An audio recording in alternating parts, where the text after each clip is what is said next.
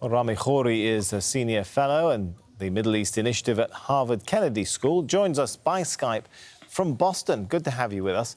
So I'm sure you've heard the statements there. We ran a short while ago of Hassan Nasrallah, the leader of Hezbollah, saying Israeli aircraft not going to be allowed to violate, as he put it, to Lebanese airspace anymore. What does that mean? Will Hezbollah start trying to target and shoot down Israeli aircraft and drone? The first thing that we should understand is that Hezbollah, whether you like it or not, has always been rather credible in its statements. It doesn't make a promise or a threat that it doesn't keep, and it almost never says anything that's not accurate and true.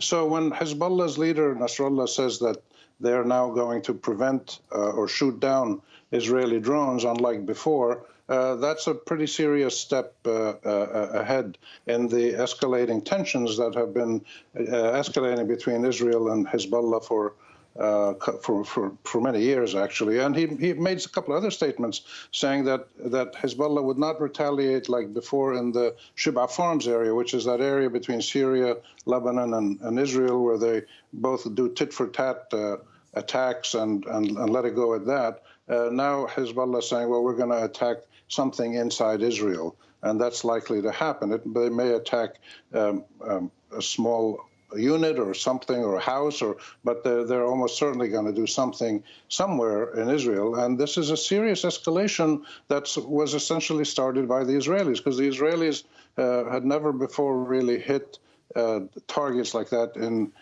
Beirut directly. They'd assassinated people here and there, but this is there's been a kind of a standoff between them in the last, since the 2006 war. They haven't had major attacks inside each other's territories. They've done it in Syria or in Shib'a Farms. So this is a serious step ahead, and we should all be a little concerned. So from drones crashing in Beirut to Israeli officials admitting, yes, we struck inside Syria, to claims and reports of Israeli airstrikes even in Iraq targeting Iranian-backed militias there. Are we seeing an undoubted increase in Israeli aerial activity over the Middle East?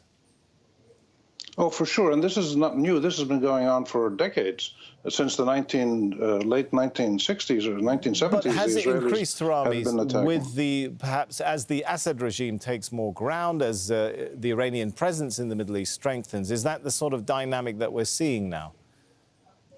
Yes. What's happened is that the different parties that are antagonistic to Israel, Hezbollah, Syrians, popular forces in Syria that are Iranian-backed, groups in Iraq, groups in Yemen, Hamas in Palestine and Gaza. The number of parties that Israel is in conflict with or at war with has vastly increased, and most of them are supported or assisted by Iran in some way. And Israel is trying now to fight back against all these different groups, and it's pretty much a losing battle because it can't really hit them all at the same time. So the antidote to all this, of course, is a peace agreement one day where Palestinians and Israelis live in peace in two sovereign states next to each other. There's no chance of that happening right now, but that's the obvious antidote, because the trend going back 15, 20, 30 years has been more escalation, higher capabilities among Israel's adversaries. If you look at Hamas, Hezbollah, the Houthis, others, they're far more technologically advanced now in communications and satellites and other missiles.